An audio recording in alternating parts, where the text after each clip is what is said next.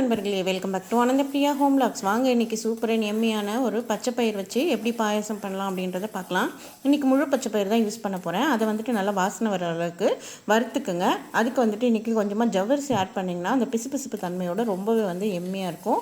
So இதையும் வந்துட்டு ரொம்ப பொன்னிறமாக வறுக்கணும்னு அவசியம் இல்லை. ஜவ்வரிசி வாசனை வர அளவுக்கு வறுத்துட்டு இதை எடுத்து நம்ம செப்பரேட் பண்ணிக்கலாம். இப்போ இந்த குக்கரில் தான் விசில் விட்டு எடுக்க போகிறோம். நீங்கள் ஜவ்வரிசியை வறுத்துட்டு அப்படியே வந்து தனியாக வச்சுட்டு அதுக்கப்புறம் பச்சை பயிரை வந்து வறுத்து நீங்கள் உடச்சி கூட போடலாம். பட் நான் இன்றைக்கி உடைக்கல, அப்படியே முழுசாக தான் போட போகிறேன். தேங்காய் பால் ஆட் பண்ணி இன்றைக்கி பண்ண போகிறேன். முந்திரி திராட்சை அப்புறம் சக்கரை வச்சுருக்கேன். நாட்டு சக்கரை கூட தேவைப்பட்டால் நீங்கள் யூஸ் பண்ணிக்கலாம். நாட்டு சக்கரை யூஸ் பண்ணாலும் ரொம்ப எம்மையாக இருக்கும். இப்போ குக்கரில் ஒரு 5லேருந்து 6 விசில் விட்டு நம்ம எடுத்துடலாம். சப்போஸ் பச்சை பயிர் உடைச்சிங்க அப்படின்னா 2-3 விசில் விட்டிங்கனாலே போதும். ஸோ இப்போ லைட்டாக உப்பு சேர்த்துக்கலாம். அப்போ தான் நமக்கு வந்து அந்த ஸ்வீட்டை வந்து எடுத்து கொடுக்கும். ஸோ இப்போ இதில் வந்துட்டு பால் ஆட் பண்ணிவிட்டு அண்ட் தென் வந்துட்டு நல்லாவே வந்துடுச்சு. ஸோ கொஞ்சமாக வந்துட்டு சுகர் ஆட் பண்ணிக்கோங்க. அப்புறம் ஏலக்காய் பவுடர் ஆட் பண்ணிவிட்டு நான் வந்து தேங்காய் பால் புளிஞ்சு வச்சுருந்தேன். ஸோ அதையும் எடுத்து இதில் மிக்ஸ் பண்ணி நல்லா கலந்து விட்டுக்குங்க. ஒரு சின்ன கடாயில் வந்துட்டு முந்திரி திராட்சை எல்லாத்தையும் வறுத்துட்டு ஸோ அதையும் ஆட் பண்ணிட்டீங்க அப்படின்னா சூப்பரான நம்ம பச்சைப்பயிறு ப்ளஸ் ஜவ்வரிசி கலந்த பாயாசம் ரெடி.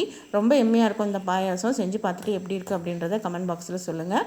இணைந்திருங்கள். நெக்ஸ்ட் வீடியோவில் சந்திக்கிறேன். பாய்.